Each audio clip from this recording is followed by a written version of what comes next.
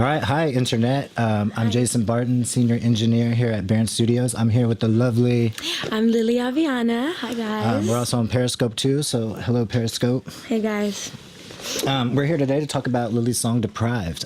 Lilly recorded it here with me, with the producer, Izzy. Yeah. And they have a collaborative project called... It's going to be called Woodland. Woodland. Yeah, so it's going to be awesome. And you're going to hear all those little whistle sounds throughout the duration of this stream. So, cool. Awesome. Let's get into it. You ready? Let's get it. Let's talk about this. All right. First, Lilly, I just want to listen to the instrumental for a little bit. And just some background on the track. This is a tracked out beat. This is something I kind of wanted to get into with people watching it from the engineer side. Always get this question, what's a track out beat versus a 2-track beat? What you guys are looking at right here, this is a 2-track beat.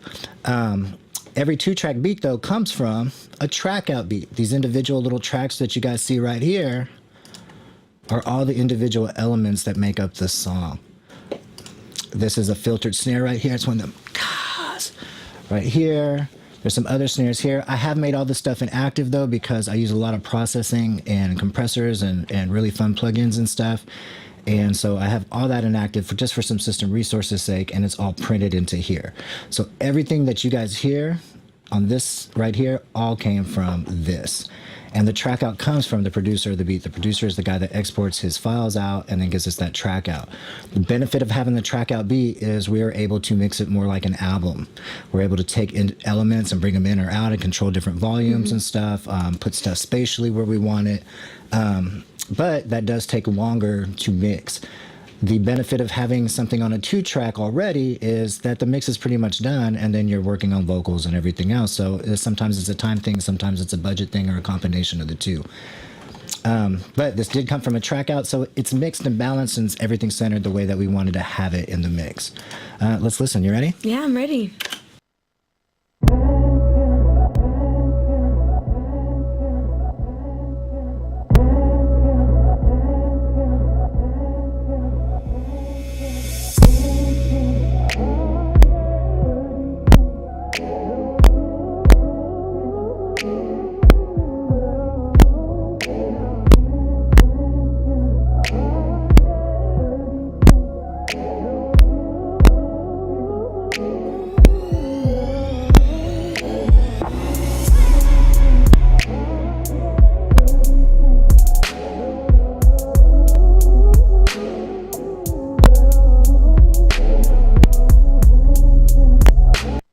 All right, so let's just talk about that instrumental a little bit. We're just talking about the vibe, the feel. The song's called Deprived, and even in the instrumental, there's a sense of like longing that I get out of it.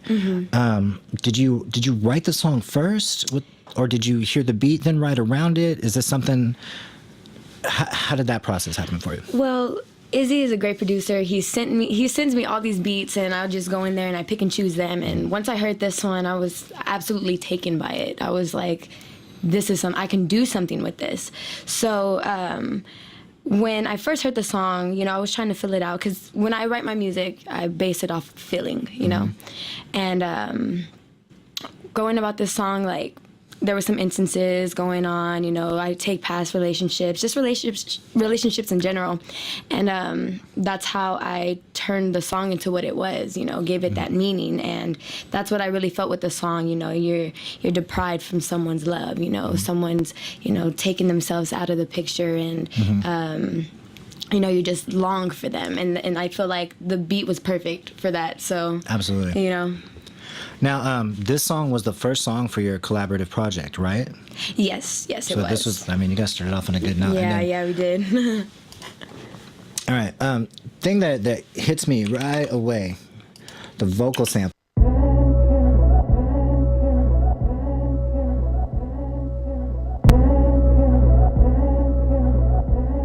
I love the way he chops these guys up. Yeah. And I remember when we first started recording, as soon as we started doing the takes, I'm actually going to sell out all the main vocals. I'm leaving the beat up right now, and I'm just leaving one little certain part here that you did.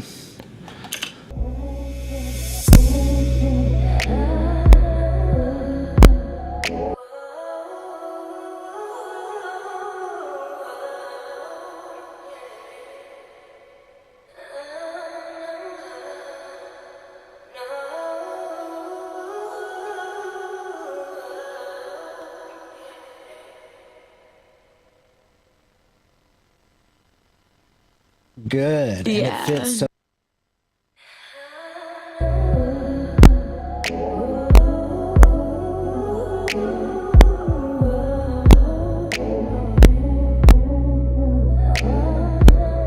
You know, let me just sing real fast.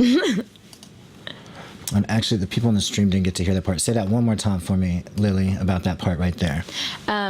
With that one, I was just so captured by the sample that he used. You know, I just love the way that the lady that we sampled, she sung it.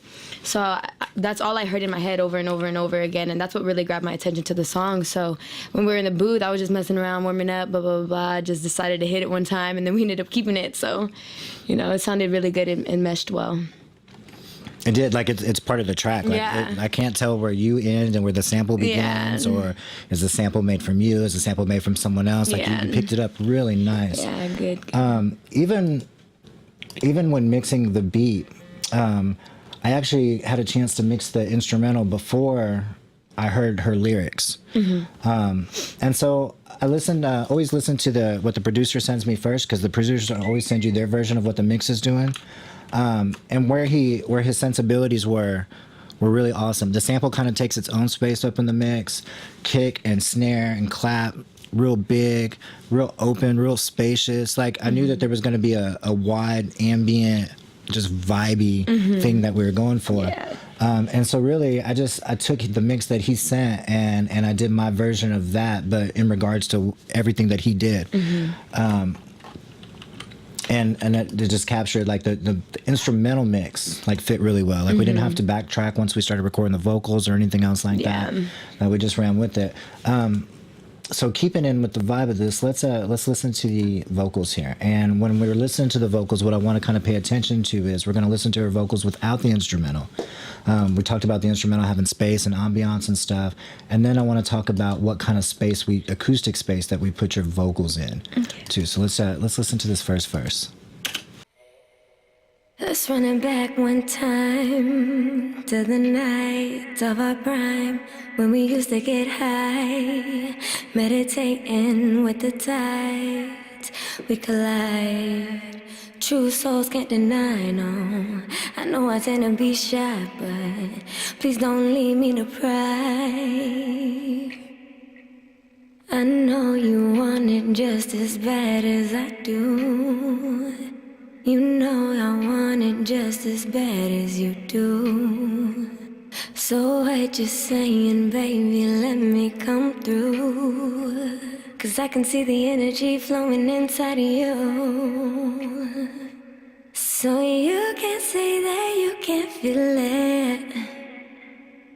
And tell me I ain't tripping when I say it's a scent I taste and it won't fade. All right, so we're talking about vibe. I hear the same vibe right there that I get when we just do this right here.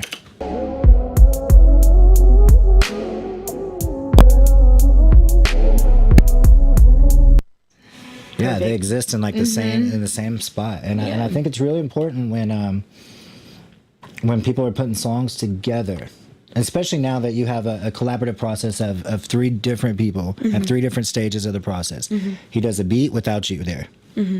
You write what you write. I mix a beat without you there, but we all pick up on that same initial vibe, and I think that's really important for us to be able to kind of translate those things and be able to talk about those things into sessions. And I encourage all artists to think about that. Like, think about, what does this song mean to you? What is the song supposed to be? Yeah, most definitely. It's always good to write from, you know, I like to say that I speak from the soul. You know what I mean? Anything that I do, I want to transfer my energy into that track so you can feel that same energy that we put into it, you know? And it's good to have such an amazing producer and an engineer like you, and it's because like we're riding on the same wavelength, so we know exactly what's going on, you know, we're on the same frequency, so you know, if you do one thing, I'm thinking the same thing, you know, so it all really works out really well together. Something kind of behind the scenes too is we actually before we recorded the song, we talk about that stuff. Like, what are we doing? What are we going for? Like, what are we supposed to do with this song? And we've recorded with each other before, but this was the first time we recorded in this context, and where we felt like we were really trying to package something to be able to put it out. But we knew it was gonna be hot, and we knew it was gonna smash. Like, we knew people were gonna feel it. To try to match what he had going on with the beat. In the beat, his samples for the snares and stuff like that already had a big reverbs on there. So every time I work with a vocalist on a beat, I'm always looking for cues in the instrumental to dictate what we do with the voice, because I want the instrumental and the voice to fit into the same space and be in the same spot. The overall verb I ended up using on the beat was a EMT 140, and then I used another EMT 140 on the actual vocals, and this is just an orchestral plate. It's just a really, really big open sound, and that's the reverb that you hear on the back. EMT 140 just probably also just my favorite reverb, real classy sound. All right, so we checked out the verse. Let's listen to the hook and the instrumental, and then let's talk about that for a little bit. I inhale you as you breathe me in, take over my soul, wash away my sins. I promise to trust, you must forgive, like the air I breathe, I need you to live. So the hook, did you write that before the verses? I'll write the verse first, and then I'll be like, all right, so I'll take bits and pieces of the verse, like what am I going for? What is the song kind of feeling? And that's where I ended up writing my verse. So, like, I don't know, with my music, I'm very spiritual, I'm very conscious. So I like to give meaning to my lyrics, but not something that you can just figure out right then and there. It has to take time. You have to listen to it again and again to actually think about what I'm talking about. So I like to take, different things just from my conscious being and incorporate that into my music. Now, I know some of the background on the songwriting part of the song, and that made it, as an engineer, that made it totally interesting to me on another level, because I work on a lot of stuff where we have an hour to figure out what you're saying and what you're doing and everything that's going on. But on this one, like with your lyrics, I know you as a person. I know what you were going through in life and what was going on around you in life. And so to be able to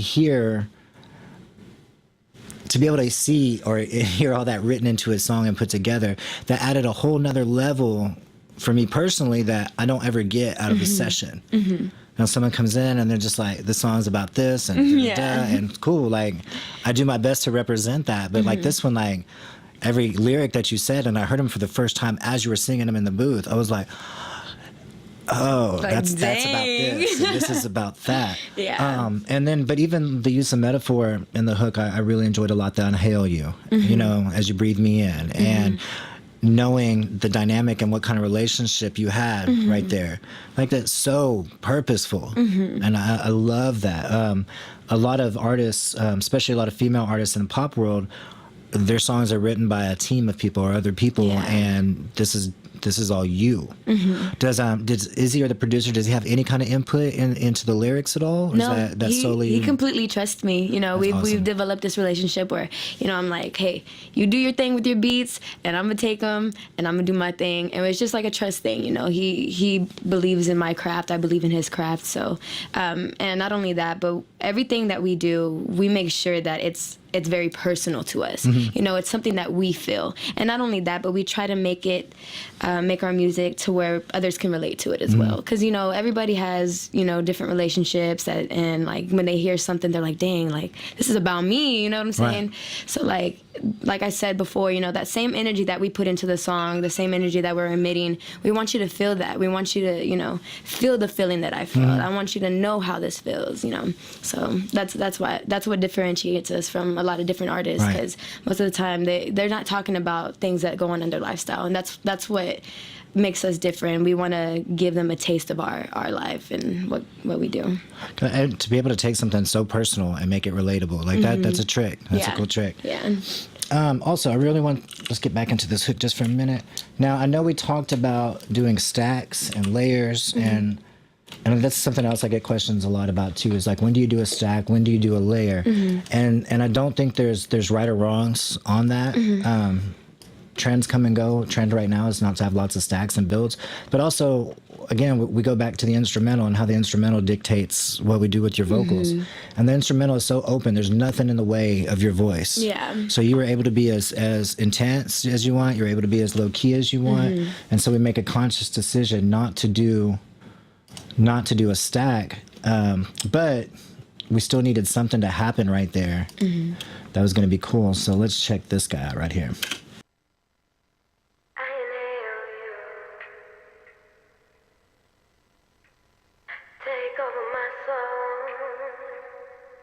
And so all that's going on just in the background underneath her regular vocal, but chopped up from the same vocal. I inhale you as you breathe me in. Take over my soul, wash away my sins. I promise to trust, you must forgive. Like the air I breathe, I need you to live. One of my favorite things to do right now is to telephone everything, then put it through a big ass reverb, and then put a filter on top of that, and then low pass it out to where we don't hear any of the top parts of the verb, but just to keep something ambient and airy, and just to find ways to give other layers of stuff without making the vocals too complicated. Same thought process. We didn't do any stacks on your verses. But what we also did is, in addition to the EMT 140 going on, there's another verb underneath all her vocals, and here it is without it. I know I'm cold and it gets old, and I know this is bold. Let's check out that same section with the verb underneath it. I know I'm cold and it gets old, and I know this is bold. And then let's take the original out. I know I'm cold and it gets old, and I know this is bold. This is a way for us to have a thickness to the vocal without having another stack or anything like that, and still keeping a single vocal. And again, just the track, the way he put that track together, he gave us all the space to be able to play around with. So some of these techniques are not going to work on a beat that's filled up to the top. Yeah. I feel like a mix is like a cup, and we got to get from here to here, but we've only got this much space. Yeah. I feel like sometimes less is more, you know? Absolutely. You know, less is definitely more sometimes, because you don't want to take away from the artist, and you don't want to take away from the beat either. Right. So you have to find that balance, like, right in between. And, you know. One other cool part about the song that I remember we wilded out on is we want to do something different at the end, and we did the little screw part. And this took some finagling for us to get it right. At the risk of sounding crass, when you take a female vocal and you screw it or slow it down or pitch it down, you gotta be careful not to sound like the guy from Silence of the Lambs. Do you think I'm sexy? All tranny. It's kind of trannied out a little bit. So let's check this out real quick. So close from afar.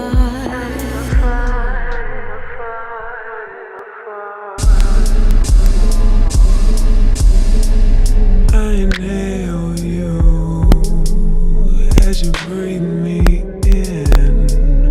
Take over my soul, wash away my sins. I promise to trust. So I just wanted you guys to hear that. Now, that right there, there is no magic button for that. I think that simple little thing right there ended up taking us like 15 minutes. Oh, yeah, seriously. And I remember myself being really frustrated with myself because I could not get it to sound the way I wanted to. But we got it, and it ended up being one of my favorite parts on the song. Honestly, and I really think like it captures the essence of Houston as well. Like, you're not just taking like an old R&B track that sounds like old R&B. Like, I'm throwing like a little bit of my hometown into it. That's right, and everybody's jocking that right now. So from someone to be here to be able to do it. Yeah, and I think we did it in such like a classy way. Absolutely. You know what I'm saying? Like, it's. I definitely feel like this is a little bit of a game changer right here. And if you guys at home want to do stuff like this, really all we did is we printed out the instrumental with her vocal on it from the hook. We throw Pro Tools into Verispeed right here, and then we put it into ticks. And then we go over here and we insert a new tempo right there. And depending on what that tempo is, will control how much the pitch changes. And so if you guys want to have fun real quick, let's do double the tempo and see what happens. Now I might have printed that, so it might not.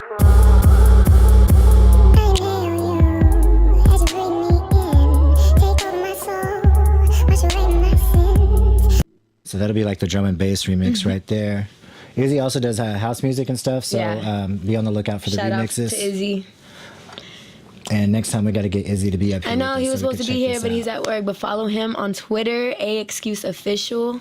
Holla at your boy. Oh, perfect segue. Where can people find out about your stuff too? You can find me on Twitter and Instagram and SoundCloud, all Lilly Aviana. It's LILLYAVIANA. You can also find me on YouTube. I don't really have a lot on YouTube, just a bunch of cover videos. So mainly Twitter. We can add this to YouTube. Yeah, mainly Twitter and Instagram, really, and SoundCloud. Most definitely. And this project, what are you guys doing with it? When's it coming out? I can't tell y'all the release date yet, but hopefully by the end of March. We're pushing for March, but we're trying to get it, because, you know, with us, we're just trying to get it perfect for y'all, you know. We just want to make sure that everything sounds great, and we're putting a lot of energy into this, so it's exhausting. But we're going to get it to y'all soon. So proud of you guys. I'm so lucky to be a part of it. Thank you so much for letting me record you. Good job. All right, let's get a little pose here for the sign out. Let's do a little pose here for the Periscope. Thank you, Periscope. All right, guys. Yo, thanks for checking in. Y'all be cool. And stop.